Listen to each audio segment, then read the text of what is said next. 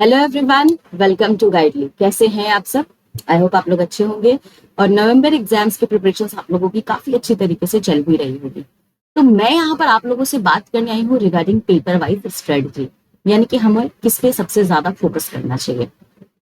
अब क्योंकि बहुत सारे ऐसे कैंडिडेट्स होंगे जो पहली बार एग्जाम्स को दे रहे हैं, जिनको कुछ भी नहीं पता है कि किस तरीके से हमको एग्जाम्स को देना है, कौन से सब्जेक्ट में कितने मॉड्यूल्स होते हैं, कौन से सब्जेक्ट के कौन से मॉड्यूल का सबसे ज्यादा वेटेज है, तो काफी ज्यादा कंफ्यूजन होता है। तो उसी कंफ्यूजन को दूर करने के लिए मैं ये वीडियो लेकर के आई हूँ।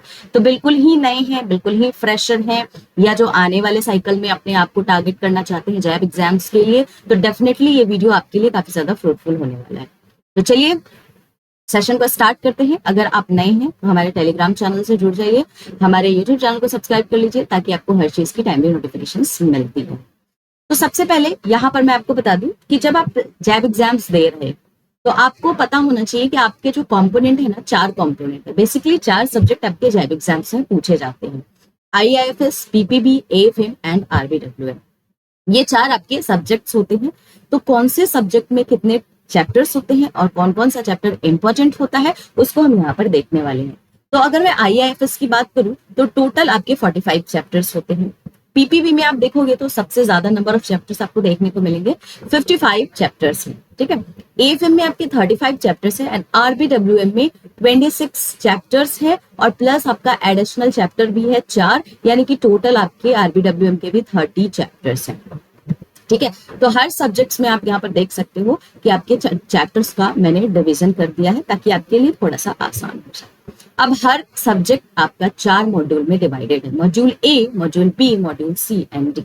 तो यहाँ पर हम सबसे पहले आईआईएफएस के बारे में देख लेते हैं, Indian economy and Indian financial system. तो दिमाग में ये क्वेश्चन जरूर आता है कि अगर हम तैयारी कर रहे हैं तो हमारा सोर्स क्या होना चाहिए। ठीक है, हमको कौन सी बुक को रेफर करना चाहिए। तो one of the best book क्या है कि आप मैकमिलन की बुक, आईआईएफएस की चारों सब्जेक्ट की मैकमिलन की बुक आती है, आप उसको बेस मान करके चलेंगे। ठीक है, इसमें आपके 4 पार्ट में आपके मॉड्यूल्स को डिवाइड किए गए हैं, A B C and D. ठीक है, तो 4 पार्ट में आपके सब्जेक्ट चैप्टर्स को डिवाइड किया गया है।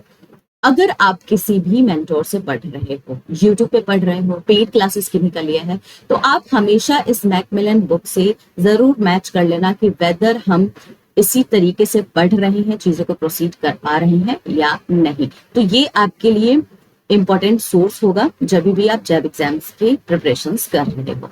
इसमें आपको फोकस किस पे करना है, क्योंकि ये 4 मॉड्यूल में डिवाइड है, 45 नंबर ऑफ चैप्टर्स है, तो हमें सबसे ज्यादा कौन से मॉड्यूल को फोकस करना है। तो अगर आप प्रीवियस ट्रेंड को देखोगे ना, तो उससे आपको ये चीज क्लियर हो जाएगी कि मॉड्यूल डी से सबसे ज्यादा नंबर ऑफ क्वेश्चंस आपके जैब एग्जाम्स में पूछे गए हैं इन आईआईएफएस सब्जेक्ट। टोटल 40% क्वेश्चंस जो हैं आपके मॉड्यूल डी से आते हैं।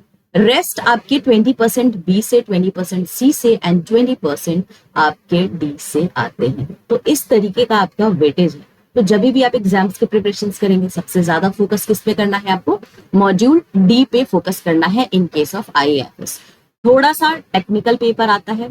इस बार का जो पेपर देखा गया था तो मॉडरेट लेवल पे आया था आईएएफएस का, रेस्ट सारे मॉडरेट टू टफ लेवल पे गए। ठीक है, तो इस बार तो आईएएफएस का पेपर थोड़ा सा कंपैरेटिवली बाकी ईयर से इजी ही देखने को मिला है। मैं इसका बाइफर्केशन आपको मॉड्यूल वाइज दिखा देती हूँ कि कौन से मॉड्यूल में कितने नंबर ऑफ चैप्टर्स हैं। तो अगर मॉड्यूल ए की बात करेंगे तो टोटल 11 चैप्टर्स हैं आपके, मॉड्यूल बी में 8 चैप्टर्स हैं, मॉड्यूल सी में 17 चैप्टर्स हैं एंड मॉड्यूल डी में 9 चैप्टर्स हैं। अब आप सोचिए, मॉड्यूल डी से सबसे ज्यादा क्वेश्चंस आते हैं, लेकिन अगर चैप्टर्स की बात करें तो चैप्टर्स इसमें कम है। तो आपका फोकस एरिया क्या होना चाहिए, आपका फोकस एरिया मॉड्यूल डी होना चाहिए, क्योंकि क्वेश्चंस इससे सबसे ज्यादा आते हैं। तो इसको फोकस करना है, ऐसा नहीं है बाकी को छोड़ देना है, बाकी को भी फोकस करना है, but comparatively all the 3 modules आपको क्या करना है, इस मॉड्यूल पे ज्यादा फोकस करना है इन केस ऑफ आईएएफएस। यहाँ पर मैं कुछ चैप्टर्स को हाईलाइट कर रही हूँ आप लोगों के लिए, चाहे तो आप लोग स्क्रीनशॉट भी ले सकते हैं। ये चैप्टर्स आपके काफी ज्यादा इंपॉर्टेंट होने वाले हैं। ठीक है, तो मॉड्यूल ए का मैंने येलो से हाईलाइट कर दिया है कि कौन कौन से चैप्टर्स इंपॉर्टेंट है। अगेन आपका मॉड्यूल बी में भी साइमल्टेनियसली हाईलाइट्स किए हुए हैं, स्क्रीनशॉट आप ले सकते हैं। Module C and then module D, तो मॉड्यूल डी में आप देख सकते हो लार्ज नंबर ऑफ चैप्टर्स हैं जिससे एग्जाम्स में आपके क्वेश्चंस आ रखे हैं। तो आपको इस तरीके से सब्जेक्ट को पढ़ना है, IAFS को, ठीक है। ये आपके की एरियाज होंगे जहां पे आपको फोकस करना है। नाउ अब हम बात करेंगे पीपीबी के बारे में। तो पीपीबी में आप देखेंगे कि स्टैंडर्ड्स बुक है आपकी मैकमिलन की। अगेन इसको 4 पार्ट में डिवाइड किया गया है। अगर मैं पीपीबी में बात करूं कि आपको कौन से चैप्टर, कौन से मॉड्यूल को ज्यादा फोकस करना चाहिए, तो यहाँ पर module A and B 70% question guys यहीं से आते हैं। ए और बी को मिला करके 70% क्वेश्चन आते हैं। रेस्ट 30% आपका सी और डी से आता है। तो आपके लिए यहाँ पर फोकस क्या हो जाएगा, module A and B. Obviously reasons भी यही है कि इसमें सबसे ज्यादा नंबर ऑफ आपको चैप्टर्स भी देखने को मिलते हैं। चलिए मैं इसका बाइफर्केशन सबसे पहले दिखा देती हूँ। मॉड्यूल ए में आप देख सकते हैं 21 चैप्टर्स है, मॉड्यूल बी में 20 चैप्टर्स हैं। इस बार का जो पेपर हुआ है tough, moderate to tough level गया है और सबसे ज्यादा क्वेश्चंस फंक्शंस ऑफ बैंक से पूछे गए हैं, यानी मॉड्यूल बी से। फिर आपका आता है मॉड्यूल सी जो आपके 9 चैप्टर्स हैं, मॉड्यूल डी जिसमें आपके 5 चैप्टर्स हैं। तो इस तरीके का आपका बाइफर्केशन है। अगर आप एग्जाम्स की प्रिपरेशन कर रहे हैं, पीपीबी को पढ़ रहे हैं, तो आपको करना क्या है, इस दोनों मॉड्यूल ए और मॉड्यूल बी को बहुत अच्छी तरीके से इसके कॉन्सेप्ट को क्लियर कर लेना है, क्योंकि एग्जाम में आपके यहीं से क्वेश्चंस आते हैं। केस स्टडीज, न्यूमेरिकल सारे यहीं से पूछे जाते हैं आपके। कुछ इंपॉर्टेंट यहाँ पर चैप्टर्स है जिसको मैंने हाईलाइट्स किया है। आप इस हाईलाइट्स को का स्क्रीनशॉट ले ले और इस चैप्टर को आपको मॉड्यूल बाय मॉड्यूल अच्छे से आपको कवर करना है। मॉड्यूल और ए और बी के तो मैं कहूंगी सारे ही चैप्टर्स आप बढ़िया तरीके से कर लेना, क्योंकि इससे एग्जाम्स में क्वेश्चन 70% आते हैं। 70% आपने कवर कर लिया तो आसानी से जैब एग्जाम्स को आप क्लियर कर सकते हो, पीपीबी सब्जेक्ट को क्लियर कर सकते हो, ठीक है। तो ये आपका बाइफर्केशन है। Now coming to AFM, accounting and financial management. Again इसका ये मैकमिलन का बुक है। इंपॉर्टेंट मॉड्यूल कौन सा है, तो इंपॉर्टेंट मॉड्यूल आपका ए एंड सी है। इस मॉड्यूल से आपको लार्ज नंबर ऑफ क्वेश्चंस देखने को मिलते हैं compare to module B and D.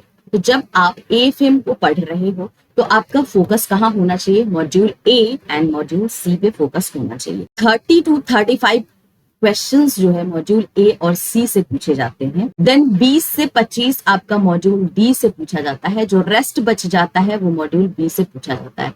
तो जब आप एएफएम पढ़ेंगे तो सबसे पहला आपका टारगेट होगा कि मुझे मॉड्यूल ए खत्म करना है, देन सी खत्म करना है, देन हमको डी पे जाना है एंड लास्ट में हमारे पास बचेगा मॉड्यूल बी, तो हम बी को कवर करेंगे। तो आपका फोकस एरिया यहाँ पे इस तरीके से होना चाहिए।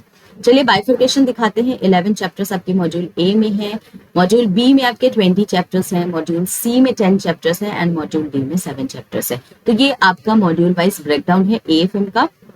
अगेन अकॉर्डिंगली जिसका वेटेज ज्यादा है उसको आपको पढ़ना है। तो चलिए यहाँ पर भी आप स्क्रीनशॉट ले सकते हैं। मॉड्यूल ए का मैंने यहाँ पर बाइफर्केशन कर दिया है, हाईलाइट्स कर दिए हैं, module B, module C and module D, ठीक है। आपको इसके हिसाब से ही पढ़ना है। नाउ अब आते हैं आरबीडब्ल्यूएम पे, retail banking and wealth management. इस बार का जो पेपर था आरबीडब्ल्यूएम का मॉडरेट से टफ गया है।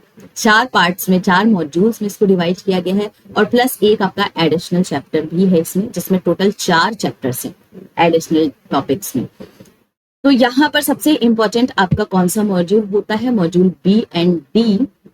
65 to 70% क्वेश्चंस आपके यहीं से पूछे जाते हैं। रेस्ट जो आपके 30 से 35% बच जाते हैं वो ए और सी से पूछे जाते हैं कंबाइंड। तो ए और सी दोनों का वेटेज सेम ही है, कभी ए से ज्यादा आ जाता है, कभी सी से, लेकिन दोनों का ओवरऑल वेटेज आप देखोगे तो सेम ही रहता है यहाँ पे। तो ये आपका स्टैंडर्ड मैकमिलन का बुक है जो आपको प्रिफर करना है जब आप आरबीडब्ल्यूएम की प्रिपरेशंस कर रहे हैं। स्टार्ट करना है, फोकस किस पे करना है आपको, मॉड्यूल बी एंड डी पे करना है, क्योंकि लार्ज नंबर ऑफ क्वेश्चंस हैं आपके इसी से आते हैं। इस बार आपके क्वेश्चंस एडिशनल चैप्टर से भी काफी ज्यादा देखने को मिले हैं, तो एडिशनल चैप्टर्स को भी आपको नहीं स्किप करना है। न्यूमेरिकल्स आपके इससे आए हैं, तो आपको अच्छी तरीके से जितने भी फॉर्मूला होते हैं उन सबको बढ़िया तरीके से यहाँ पर याद कर लेना है और उससे रिलेटेड कुछ न्यूमेरिकल्स को भी सॉल्व करना है। डोंट वरी, ये सारी चीजें मैं आपको यहाँ पर सॉल्व कराऊंगी, तो आप पैनिक ना करें। सारी चीजें स्टेप बाय स्टेप हम यहाँ पर करेंगे। बाइफर्केशन देख लेते हैं। तो मॉड्यूल ए में 4 चैप्टर्स है, मॉड्यूल बी में 12 चैप्टर्स है, मॉड्यूल सी में 6 चैप्टर्स है एंड मॉड्यूल डी और एडिशनल को मिलाएगा तो 8 चैप्टर्स है, ठीक है। तो जब आप RBWM की प्रिपरेशन कर रहे हैं, मॉड्यूल बी इंपॉर्टेंट हो रहा है और मॉड्यूल डी एंड एडिशनल बहुत ज्यादा इंपॉर्टेंट हो रहा है। अगर ये दोनों एरिया आपने अच्छे से कवर कर लिया तो बड़ी आसानी से आप RBWM में अच्छे मार्क्स को ला सकते हैं और इजिली जैब एग्जाम्स को क्लियर कर सकते हैं। ठीक है, उसके बाद आपका मॉड्यूल ए एंड सी आता है, तो आपको अकॉर्डिंगली ही यहाँ पर प्रिपरेशन करनी है। स्क्रीनशॉट ले लीजिएगा, अभी मैं आपको इंपॉर्टेंट जो चैप्टर्स हैं उसको हाईलाइट कर दिया है आपके लिए। तो आपका मॉड्यूल ए में देख सकते हैं 2 चैप्टर्स इंपॉर्टेंट है, देन आप मॉड्यूल बी में देख सकते हो काफी सारे चैप्टर्स हैं जो आपके इंपॉर्टेंट हैं, आप स्क्रीनशॉट ले लीजिएगा। मॉड्यूल सी में आपके लिए मैंने हाईलाइट्स कर दिया है एंड अकॉर्डिंगली आपके मॉड्यूल डी में कर दिया है। एडिशनल रीडिंग मटेरियल्स में आपको मॉर्गेज एडवाइस पढ़ना है, बिल्कुल आपको अच्छी तरीके से इसको करना है।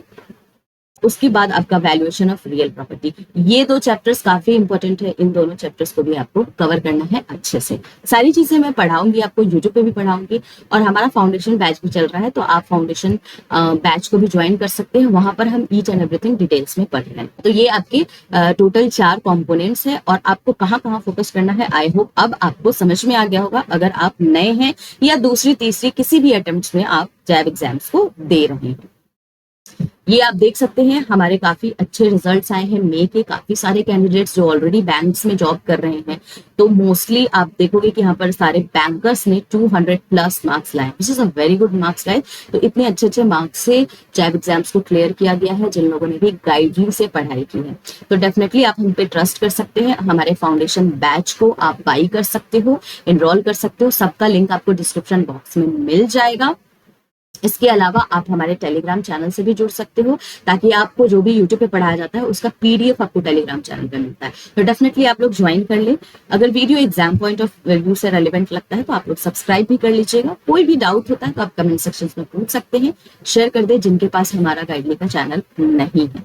कोई भी क्वेरी होगी तो आप इस दिए हुए नंबर पे भी कॉल कर सकते हैं। इसके अलावा YouTube पे फ्री में आपके फाउंडेशन कोर्स गए हैं जिसका आपका प्लेलिस्ट ऑलरेडी बना है। सारे फैकल्टी, सारे मेंटर्स आपको वहां पर इंपॉर्टेंट कॉन्सेप्ट्स को पढ़ा रहे हैं, तो डेफिनेटली आप एक बार गो थ्रू जरूर कीजिएगा और कोई भी डाउट होगा तो आप हमसे पूछिए। तो चलिए आज के लिए इतना ही, मिलते हैं हम लोग नेक्स्ट वीडियो में।